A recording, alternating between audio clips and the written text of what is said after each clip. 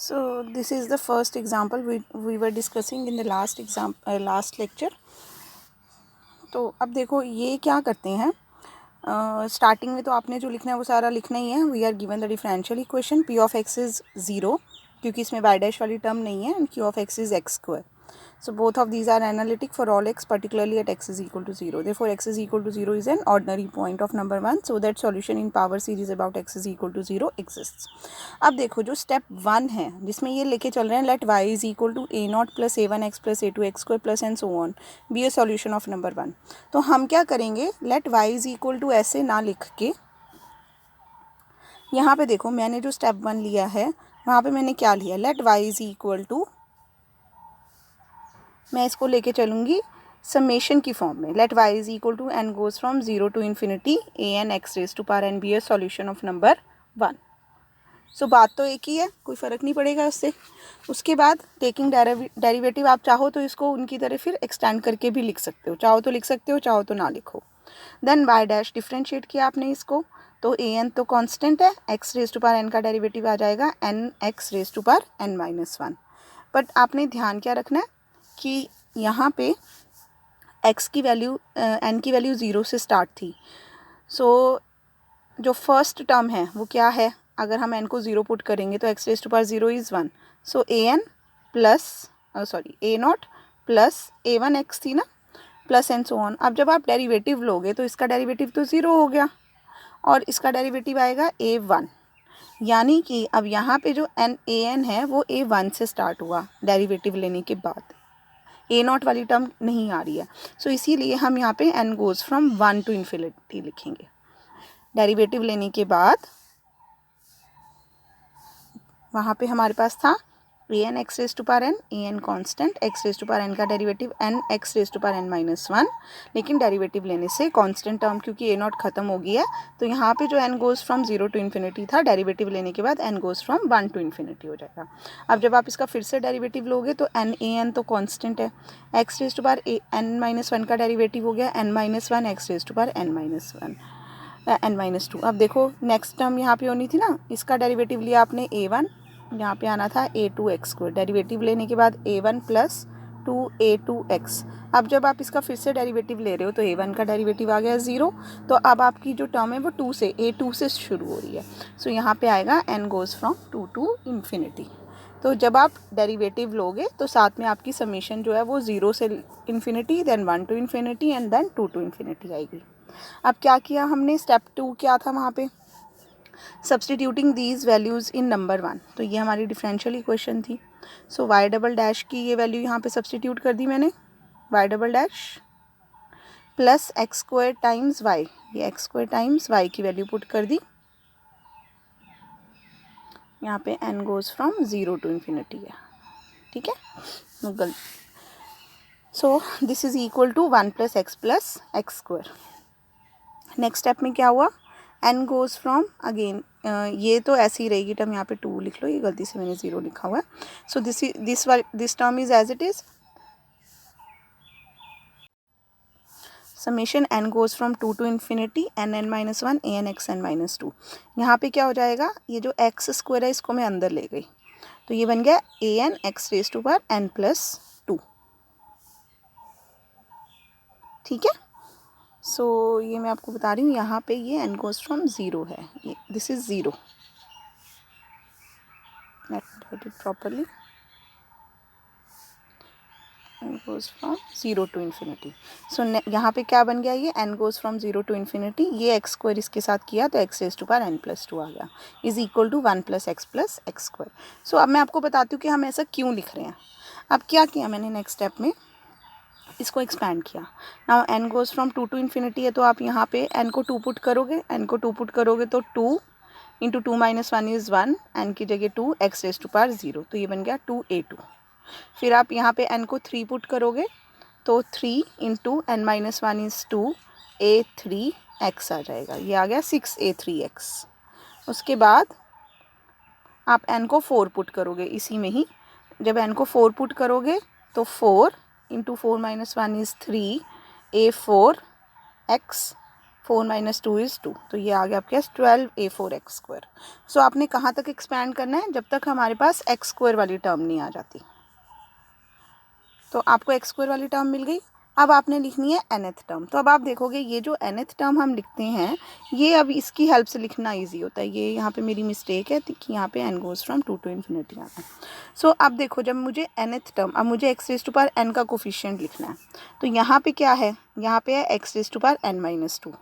सो क्योंकि मुझे चाहिए n-2, तो ये देखो यहाँ पे मैंने ये एक्सप्लेन किया है कि n-2 की जगह मुझे चाहिए n।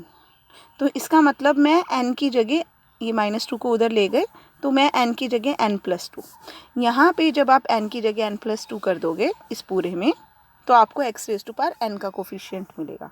सो देखो, ये वाले n की जगह आ गया n+2, n-1 की जगह n+2 -1 करोगे तो n+1 बन गया। ये वाले n की जगह an है जो an+2 बन गया, एंड x⁴n-2 फिर x⁴n आ जाएगा। सो ऐसा करने से मुझे nth टर्म मिल जाती है ईजिली, कि nth टर्म कैसे लिखनी है, ठीक है, प्लस एंड सो ऑन। तो ये मैंने ये वाली टर्म को एक्सपैंड किया पूरी, ये वाली ब्रैकेट से लेके यहाँ तक, ये plus and so on plus, फिर प्लस एंड सो ऑन, ये ज़रूर लिखना है आपने। ये जो डॉट्स मैंने डाली हैं दे आर इम्पॉर्टेंट, क्योंकि इनफाइनाइट सीरीज़ है ये। ऐसे ही यहाँ पे करेंगे। अब हम n goes from 0 to infinity है, तो हम पहले n को 0 पुट करेंगे, तो a0 x² आ गया। हमें स्क्वायर तक ही चाहिए मैक्सिमम, तो बट क्योंकि एक टर्म और लिख लेते हैं हम, तो मैंने 1 भी पुट कर दिया, तो a1 x³, ठीक है, क्योंकि मिनिमम 2 टर्म्स और नहीं तो x² तक हमने लेके जाना है। अब लिखनी है मुझे nth टर्म, क्योंकि मुझे x⁴n का कोफिशिएंट चाहिए होता है। सो अब यहाँ पे nth टर्म लिखने के लिए n+2 की जगह मुझे चाहिए n। तो ये देखो, n+2 की जगह मुझे चाहिए था n, तो मैं +2 को उधर ले गई, that is n is replaced by n-2। तो आप क्या करोगे, यहाँ पे n को n-2 से रिप्लेस करोगे। तो ये यहाँ पे जब n को n-2 से रिप्लेस करोगे तो ये क्या बन गया, an-2, और यहाँ पे n को n-2 से रिप्लेस करोगे तो x⁴n। तो x⁴n का कोफिशिएंट मिल गया मुझे, plus and so on is equal to right hand side as it is. अब हमने इक्वेट करना है लाइक पावर्स ऑफ x को। यहाँ पे n इज़ इक्वल टू 2 आना है, ये मेरी मिस्टेक है, और यहाँ पे n को इज़ इक्वल टू 0 आना है, इसको ठीक कर लेना। सो स्टेप 3 में comparing coefficients of like powers of x। सो सबसे पहले कांस्टेंट टर्म को जब आप इक्वेट करोगे, तो कांस्टेंट टर्म एक तो ये आ रही है 2a2 बस, और यहाँ पे आ रही है 1। सो 2a2 इज़ इक्वल टू 1 करके मुझे a2 की वैल्यू मिल गई 1/2। उसके बाद x का कोफिशिएंट जब इक्वेट करेंगे तो 6a3 आ रहा है, यहाँ पे कोई x वाली टर्म नहीं है। सो 6a3, और यहाँ से x का कोफिशिएंट है 1, सो a3 की वैल्यू मिल गई मुझे 1/6। उसके बाद करना है x² वाली टर्म को इक्वेट। सो ये आ रहा है 12a4, और ये आ रहा है प्लस a0। सो 12a4 प्लस a0, और यहाँ पे x² वाली टर्म है ये, सो इसका कोफिशिएंट है 1। सो इससे मुझे a4 की value in terms of a0 मिल गई है। सो x² के बाद हमने करनी होती है equating coefficients of x⁴n। So x⁴n का ये आ रहा है coefficient, n+2 into n+1 an+2, और एक ये प्लस an-2, और क्योंकि राइट हैंड साइड पे x⁴n वाली कोई टर्म नहीं है, so this is equal to 0। So ये रिलेशन, अब वहाँ पे अगर आप एक्सपैंड करके नहीं चल रहे हो, अगर आप बुक की तरह लिखते हो, तो ये nth टर्म कैसे आई है ये आपको मुश्किल होती है करना। जबकि आप अगर ऐसे समेशन में लिखोगे और फिर उसको ओपन करोगे तो आपको nth टर्म फाइंड करने में ईजी होगा। सो अब यहाँ से an+2 की वैल्यू निकालनी है, बड़े वाले टर्म की वैल्यू निकालनी है हमें। So an+2 will be equal to minus of an-2 over n+1 into n+2। अब यहाँ पे आपने n को पुट कर देना है। कैसे देखोगे आप, 3 क्यों पुट किया है मैंने, क्योंकि मुझे a4 तक तो वैल्यू मिली हुई है, ये a4 तक तो मिली हुई है, मुझे a5 की वैल्यू चाहिए। तो यहाँ पे अगर मैं n को 3 पुट करूँगी तो मुझे a5 की वैल्यू मिलेगी। So putting n is equal to 3 4 5 and so आपकी बुक में उन्होंने क्या किया है, यहाँ पे भी आप x³ वाली टर्म लिख लो और फिर x³ के कोफिशिएंट्स इक्वेट कर लो, तो आपको यहीं पे ही a5 की वैल्यू मिल जाएगी। अगर पहले ही a5 की वैल्यू मिल गई तो यहाँ पे फिर आप n को 4 5 6 एंड सो ऑन पुट करना शुरू करोगे, ठीक है। सो पर्पज़ आपको समझ आना चाहिए कि हमें सारे कॉन्स्टेंट्स चाहिए, A0, A1, A2 and so on. सो अब जब मैंने पुट किया n को 3 इसमें, तो n को 3 पुट करने से क्या होगा, ये बन जाएगा A5 इज इक्वल टू, यहाँ पे 3 - 2 is 1, so minus A1 over 20. So A1 की वैल्यू हमारे पास नहीं है, सो ये आंसर आ गया, A5 मिल गया. अब जब यहाँ पे आप n को 4 पुट करोगे तो A6 is minus A2 over 30 और A2 की वैल्यू 1/6 मिली हुई है, सो ये आंसर आ गया -1/60 एंड सो ऑन करके आप वैल्यूज़ फाइंड कर सकते हो. सो इन्होंने यहाँ पे किया था, this was the first example we were discussing. So ये देखो, ये A2, A3, A4 वगैरह की वैल्यू A5 तक इन्होंने निकाल ली है क्योंकि वैल्यूज़. सो A5 तक यहाँ पे वैल्यूज़ निकाल के फिर ये nth रिलेशन किया इन्होंने and then they are substituting n is equal to 4, 5, 6 and so on. So ये इनको A6, A7, A8, A9 तक इन्होंने फाइंड कर ली हैं वैल्यूज़. आप मैक्सिमम आगे क्वेश्चंस में देखोगे जनरली तो आपको A6 तक की वैल्यूज़ फाइंड करनी होती हैं, बट इस केस में ना क्योंकि हमें अलग अलग तरह के कोफिशिएंट्स मिल रहे हैं, इसमें हमें 3 तरह की टर्म्स मिल रही हैं. एक तो कांस्टेंट, जैसे कि A2 और A3 की वैल्यू कांस्टेंट है, फिर A0 की वैल्यूज़, कुछ वैल्यूज़ A0 की टर्म्स में आ रही है, कुछ A1 की, तो इसी वजह से इन्होंने इतनी वैल्यूज़ निकाली हैं. अदरवाइज़ आपके पास A6 तक कोफिशिएंट्स ही मैक्सिमम होते हैं, आपको उतने ही निकालने पड़ते हैं, बाकी आप ज़्यादा जितने मर्जी निकाल लो, मिनिमम A6 निकालने हैं आपको. सो अब ये जो सारी वैल्यूज़ हमारे पास आई थी A9 तक, ये हमने पुट कर दी हैं किसमें, जो हम लेके चले थे y is equal to A0 plus A1x. A0 और A1 की कोई वैल्यू नहीं आई तो ऐसे ही छोड़ दिया, प्लस A2x², सो A2 की वैल्यू ये 1/2 आई हुई है, प्लस A3x³ A3 की वैल्यू ये 1/6 आई हुई है, प्लस A4x4 की वैल्यू ये पूरी 1/12 माइनस A0/12 पुट कर दी, फिर A5x5 A5 की ये वैल्यू है, फिर A6x6, सो A6 की ये वैल्यू है. सो आई एम सेइंग कि आप इतनी भी निकाल सकते हो. सो अब क्या करेंगे, हम A0 वाली सारी टर्म्स कलेक्ट कर लेंगे, तो 2 टर्म्स आती अगर मैं सिर्फ A6 तक करती, फिर A1 वाली टर्म्स निकाल लेंगे तो फिर 2 टर्म्स आती अगर मैं सिर्फ यहाँ तक करती हूँ, एंड देन कांस्टेंट टर्म्स 3 आ जाती, तो वो भी आप उतना भी कर सकते हो. सो A0 कलेक्ट किया, A1 कलेक्ट किया एंड कांस्टेंट टर्म्स कलेक्ट कर ली, where A0, A1 are arbitrary constants. So अब ऐसे ही सेकेंड एग्जाम्पल है, solve in power series the differential equation 1 - x² d² y/ dx² - 2x dy/ dx plus 2y is equal to 0. So देखते हैं क्या किया इन्होंने. Given differential equation is this, then d² y/ dx, क्या किया इसको 1 - x² से पूरी इक्वेशन को डिवाइड कर दिया, तो ये p ऑफ x की वैल्यू आ जाती है और ये q ऑफ x की वैल्यू आ जाती है.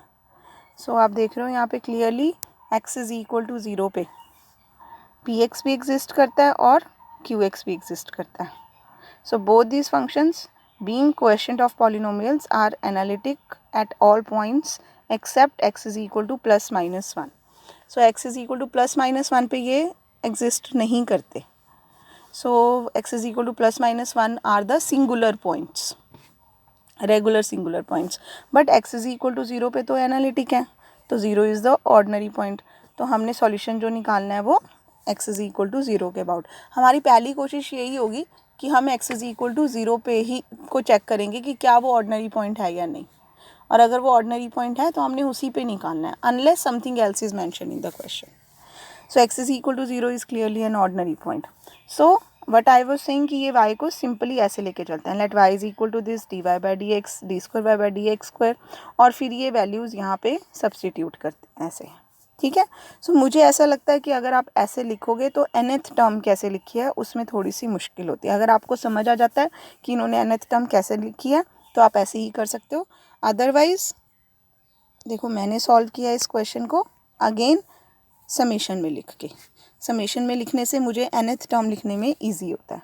So let y is equal to an x raise to power n, y dash is equal to this, n अब आपका 1 to इन्फिनिटी जाएगा, देन y डबल डैश आपका n is equal to 2 to इन्फिनिटी जाएगा.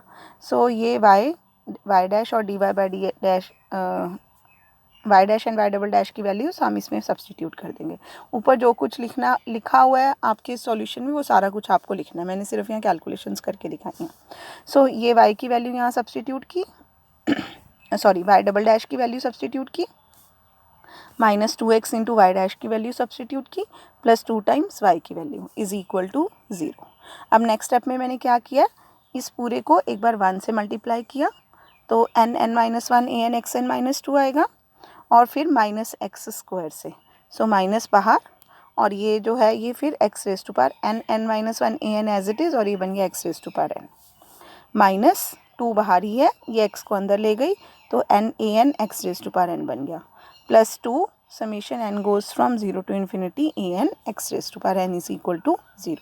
सो यहाँ पे n goes from 1 to infinity है, यहाँ n goes from 0 to infinity है, जिसकी वजह से मैं x⁻n वाली टर्म्स को कलेक्ट करके नहीं लिख सकती और मुझे ज़रूरत भी नहीं है कलेक्ट करके लिखने की, क्योंकि नेक्स्ट स्टेप में तो मुझे इनको ओपन ही करना है। सो अब मैंने देखो क्या किया, यहाँ पे n goes from 2 to infinity है, सो जब 2 पुट करोगे आप इसमें n को तो ये आ जाएगा, जब 3 पुट करोगे तो ये आएगा, 4 पुट करने से ये आएगा। सो आपको क्या करना है, आइदर फर्स्ट टू टर्म्स और अप टू x²। सो अब x² तक आ गया, अब मुझे लिखनी है nth टर्म। सो nth टर्म लिखने के लिए क्या देखोगे आप कि हमें चाहिए x⁻n की पावर, तो यहाँ n-2 की जगह आना चाहिए n, दैट मीन्स मैं n को रिप्लेस कर दूँगी ये -2 उधर जाके n+2 से। सो ये देखो ये वाले n की जगह आ गया n+2, n-1 की जगह आ गया n+1, an की जगह आ गया an+2 और इसकी जगह आ गया x⁻n, तो इससे मुझे ईजिली x⁻n का कोफिशिएंट मिल गया, प्लस एंड सो ऑन। अब मैं चलती हूँ इस पर, n को 2 पुट किया तो ये आ गया, तो x² वाली टर्म क्योंकि मुझे पहले ही मिल गई और मुझे अप टू x² ही करना होता है तो मैंने यहीं छोड़ दिया इसको, प्लस एंड सो ऑन, फिर nth टर्म। अब यहाँ पे तो ऑलरेडी x⁻n ही है, सो क्योंकि यहाँ पे ऑलरेडी x⁻n है तो ये n(n-1 an x⁻n as it is आ गया। ऐसे ही यहाँ पे n को 1 पुट किया तो ये आ गया, 2 पुट किया x² वाली टर्म मिल गई, उसके बाद nth टर्म करनी थी तो क्योंकि यहाँ ऑलरेडी x⁻n ही है तो ये एज इट इज़ आ गया। Then +2 times again a0 + a1x + a2 x² तक, plus and so on again x⁻n ही है, सो ये term as it is, plus and so on is equal to 0। So now equating to 0 like powers of x, तो सबसे पहले हम constant term को equate करते हैं। सो कांस्टेंट टर्म हमारी देखो एक तो ये आ रही है 2a2 बस, और एक ये आ रही है, so 2a2 + 2a0 is equal to, right hand side पे कुछ भी नहीं है तो इक्वल टू 0। सो a2 की value in terms of a0 मिल गई। उसके बाद x वाली टर्म्स देखेंगे, 6a3 -2a1 and +2a1, so -2a1 + 2a1 cancel होके a3 की वैल्यू आ गई 0। उसके बाद x² वाली टर्म्स देखेंगे, सो 12a4 -2a2 -4a2 + 2a2, सो इसको सॉल्व करके a4 की वैल्यू मिल गई a2/3 एंड फर्दर a2 की वैल्यू यहाँ पुट कर देंगे, सो आई एम गेटिंग -a0/3। अब हमने x⁻n वाली टर्म्स कलेक्ट करनी है, so n+1 into n+2 an+2, then plus n बाहर माइनस है sorry, so -nn-1 an -2 times n an + 2 times an is equal to 0। So ये an वाली सारी कलेक्ट कर लेना आप कोफिशिएंट्स को, तो ये आ जाएगा आपके पास। सो an + 2 इज इक्वल टू, ये हमें इन टर्म्स ऑफ an मिल गया। सो an + 2 in terms of an मिलने के बाद अगर मैं यहाँ पे n को 1 पुट करती हूँ तो a3 की वैल्यू मिलेगी जो कि मुझे ऑलरेडी मिली हुई है। अगर मैं n को 2 पुट करती हूँ तो a4 मिलेगा, वो भी ऑलरेडी मिला हुआ है, सो इसीलिए मैंने n को 3 से पुट करना शुरू किया। सो n को 3 से पुट करेंगे, सो ये देखो इनके पास भी an की वही वैल्यू आ रही है जो हमारे पास आ रही थी, they are getting the same value, ये an मिल गया। अब n को 3 4 5 6 पुट करना शुरू करेंगे,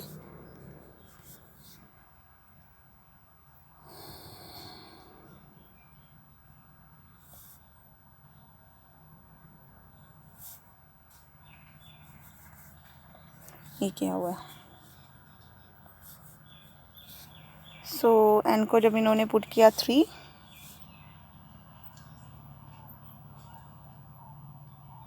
तो यहाँ से A5 की वैल्यू आ गई 0, उसके बाद n को पुट किया 4, तो A6 की वैल्यू आ गई, फिर 5 पुट करने से A7 की वैल्यू आ गई, A8 की वैल्यू आ गई.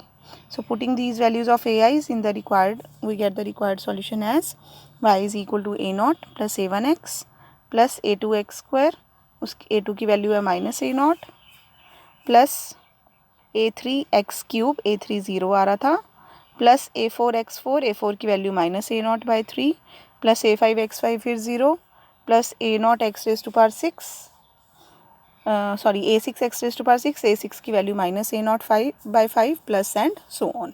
तो आप 6 तक भी छोड़ सकते हो, कोई प्रॉब्लम नहीं है. तो सारी वैल्यूज़ आपकी a0 की टर्म्स में ही आ रही हैं. सो ये a0 कॉमन ले लिया और ये प्लस a1x आपका अलग से.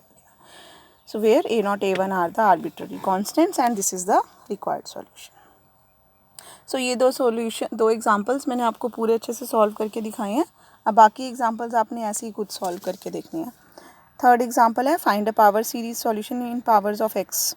सो ये आपका पावर सीरीज, इसकी सॉल्यूशन फाइंड करनी है आपको. So let y is equal to this. तो हमने क्या करना है, इसको is equal to summation A N x raise to power N goes from 0 to infinity. ये y लेना है, तो y डैश बन जाएगा हमारा n A N x raise to power N minus 1 summation goes n from 1 to infinity. And फिर y double dash बन जाएगा n goes from 0 to infinity n n minus 1 a N x n minus 2. वो सारी values आप इस differential equation में substitute करोगे. सो substitute करने के बाद ये इन्होंने एक्सपैंड करके सब्स्टिट्यूट किया, हमने पहले वैल्यू सब्स्टिट्यूट करके फिर एक्सपैंड करना है. सो एक्सपैंड करके आपको वैसे ही nth टर्म लिख लेनी है.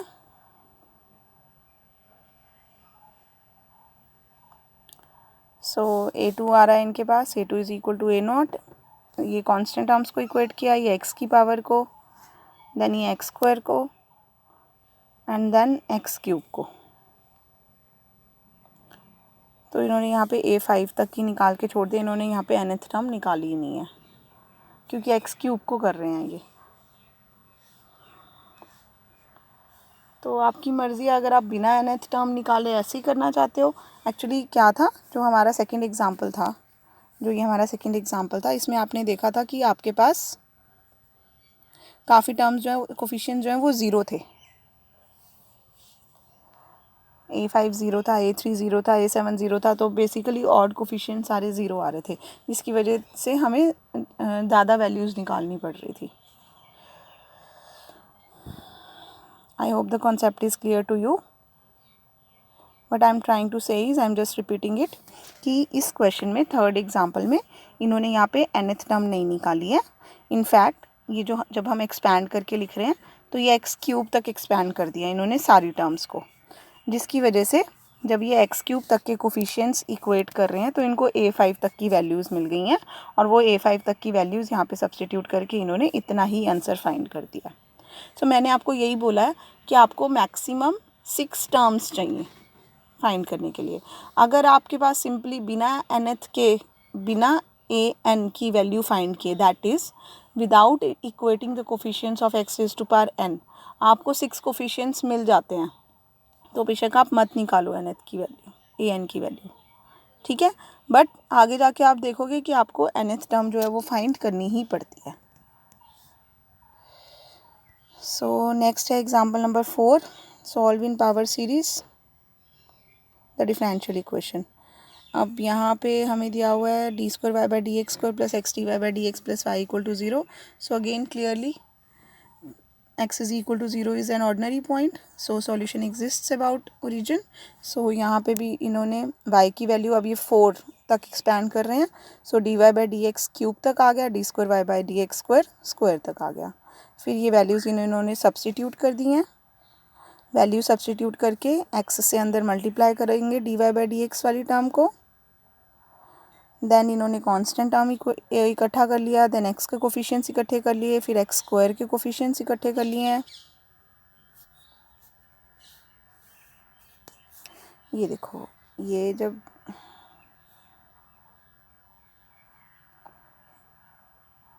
यहाँ पे ये d square Y by D x square की वैल्यू है, x times d Y by D x and plus y. तो ये एक्स को अंदर मल्टीप्लाई करेंगे। सो कांस्टेंट टर्म आपको एक तो ये मिल रही है 2a2 प्लस ए नॉट, फिर एक्स का कोफिशिएंट एक यहाँ से मिलेगा, एक ये वाला मिलेगा और एक ये वाला मिलेगा। ये एक्स का कोफिशिएंट आ गया। फिर ऐसे इन्होंने एक्स स्क्वायर के कोफिशिएंट्स, ये x2 नहीं आना, एक्स स्क्वायर आना, ठीक कर लेना। अब प्लस एंड सो ऑन, फिर ये nth टर्म लिख रहे हैं। अब ये nth टर्म कैसे लिख रहे हैं, अगर आपको यहाँ से समझ आ जाता है कैसे लिख रहे हैं, वेल एंड गुड, नहीं तो आप समेशन करके करोगे इसको, ठीक है। सो यहाँ पे हम देखते हैं क्या हो रहा है इसके बाद। जब यहाँ पे पहुँचे ये, तो कांस्टेंट टर्म्स को इक्वेट करके हमें a2 की वैल्यू मिल गई, x का कोफिशिएंट इक्वेट करने से a3 की वैल्यू मिल गई है, एक्स स्क्वायर का कोफिशिएंट इक्वेट करने से a4 की वैल्यू मिल गई है। तो आगे आप एक्स क्यूब का कोफिशिएंट इक्वेट करते तो आपको a5 की वैल्यू मिल जाती, ठीक है। बट एक्स क्यूब वाली टर्म तक तो हमने किया ही नहीं था। सो अब ये आ गया nth टर्म इन्होंने इक्वेट किया। सो nth टर्म कैसे निकालनी है आपको मैंने समझा दिया फर्स्ट एग्जांपल में। आप जब समेशन करके लिखोगे तो आपको nth टर्म फाइंड करनी इजी हो जाती है। सो बाकी सारे एग्जांपल्स में भी यही करना है आपने।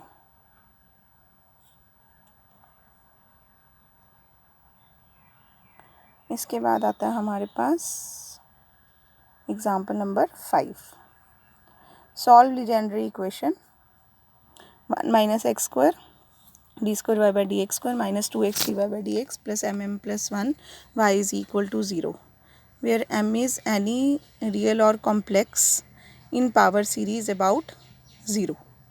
सो क्लियरली यहाँ पे ये इस पर्टिकुलर इक्वेशन को हम लीजेंड्री इक्वेशन बोलते हैं। तो आप याद रख सकते हो इस इक्वेशन को, कि आपको पता होना चाहिए कि लीजेंड्री इक्वेशन क्या होती है। So x is equal to 0 is clearly an ordinary point. P of x and Px and Qx are analytic at x is equal to 0. So solution in power series about x is equal to 0 exists. Now let y is equal to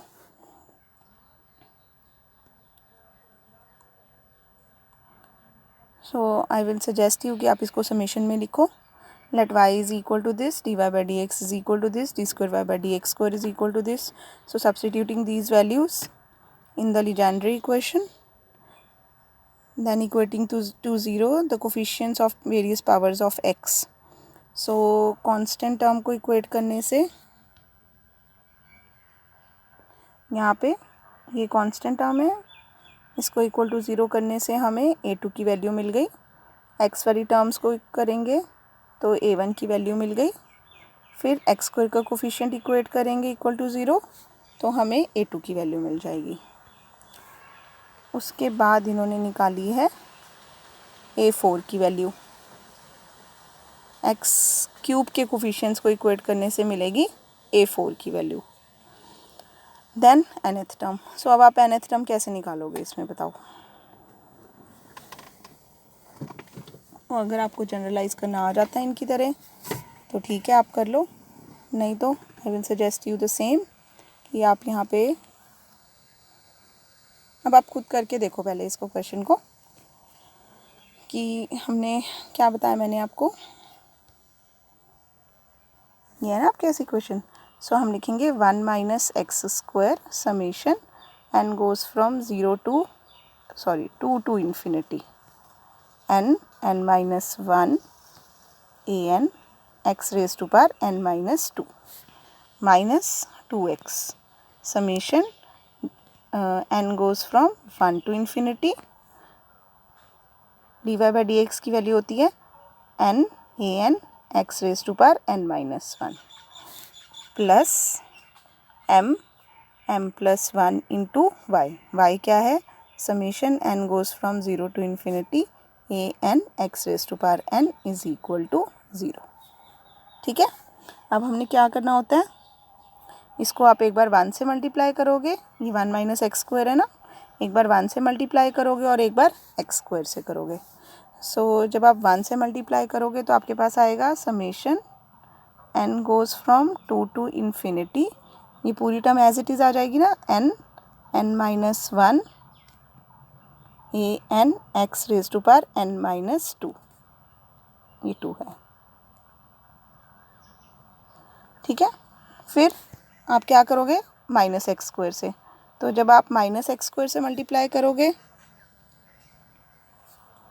तो यहाँ पे क्या बनेगा, summation n goes from 2 to infinity, यहाँ पे आ जाएगा आपके पास x raise to power n।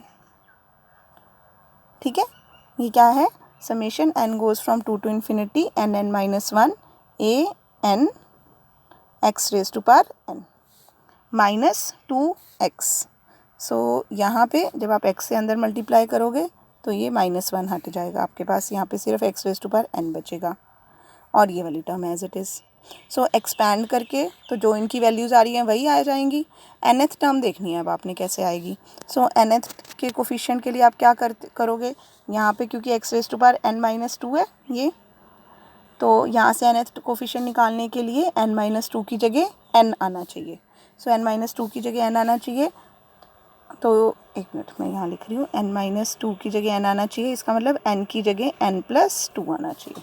सो यहाँ पे जब आप n की जगह n प्लस 2 करोगे तो आपके पास क्या आएगा, you will be getting n plus 2 into n minus 1 की जगह n plus 1 into A N plus 2, ये पूरी टर्म हटा रही हूँ मैं, इंटू ए एन प्लस 2। ठीक है, उसके बाद नेक्स्ट में तो ये तो है ही X raise to power n का कोफिशिएंट, यानी कि यहाँ पे ये पूरा ऐसे ही रह जाएगा, plus n minus 1 a n. उसके बाद ये भी क्योंकि x raise to power n का कोफिशिएंट है तो ये भी टर्म ऐसे ही रह जाएगी। So minus 2n a N x raise to power n, and again ये भी x raise to power n का कोफिशिएंट है। सो ये वाली भी पूरी टर्म हमारी ऐसे ही रह जाएगी। तो x raise to power n का कोफिशिएंट बन क्या रहा है, देखो, n plus 1 into n plus 2, n plus 2 into n plus 1 a n plus 2 plus n minus 1 a n minus 2n a N, x raise to power n हट जाएगा अब, plus m plus 1 a n is equal to 0। अब इसको अगर मैं open करूँगी तो ये n स्क्वायर माइनस n बनेगा। सो n स्क्वायर माइनस n और ये माइनस 2n, तो ये बन गया n स्क्वायर माइनस 3n। ठीक है, ये दोनों टर्म्स को मैंने कलेक्ट कर दिया। सो इन दोनों टर्म्स को कलेक्ट करके मेरे पास आ रहा है n square minus n minus 2n, जो कि n स्क्वायर माइनस 3n बन गया। सो n स्क्वायर माइनस 3n का मतलब यहाँ पे बन गया n into n minus 3। So ये भी सारी टर्म्स कलेक्ट हो गई। So n minus 3 plus m plus 1 into A N. So देखें क्या यही आ रही थी इनकी nth term, yes, n plus okay, मुझे लगता है हमने माइनस की कहीं पे वहाँ पे मिस्टेक की होगी बार बार, क्योंकि हम प्लस माइनस कर रहे थे। सो थोड़ी सी कहीं प्लस माइनस की गलती हुई है, तो यही आ रहा है देखो हमारा भी, मतलब मैंने n square minus n minus 2n लिखा था, तो ये कह रहे हैं n square plus n minus 2n है। सो n स्क्वायर माइनस n बन गया ये। ठीक है, वो देख लेना प्लस माइनस की कहीं गलती हुई है। सो इसकी हेल्प से हमें A N plus 2 in terms of A N मिल गया। सो अब वही A4 तक हमें वैल्यूज़ मिली हुई हैं, यहाँ पे हम n को 3 पुट करेंगे तो A5 मिलेगा, A6 मिलेगा, and then substituting these values of AIs। So y is equal to A0 plus A1x plus A2x square plus A3x cube plus A4x4, और वो सारी वैल्यूज़ आपको A6 तक वैल्यूज़ जो हैं वो सब्सटीट्यूट कर देनी है इसमें। सो A6 तक वैल्यू सब्सटीट्यूट करके finally this is the required answer. ये ज़रूर लिखना आपने साथ में, where A0 and A1 are arbitrary constants. So example number 6 क्या है आगे, solve in power series. So अब इसमें क्या है, करना वही है, बट यहाँ पे अभी तक हम क्या कर रहे थे, ज़ीरो पे फाइंड कर रहे थे। अब ये to find solution in series about a non zero ordinary point. तो अभी तक हमने जो पावर सीरीज सॉल्यूशन फाइंड किया वो अबाउट ज़ीरो फाइंड किया। सो अब हमने नॉन ज़ीरो पॉइंट के अबाउट करना है। तो चलो let us discuss this in the next lecture then.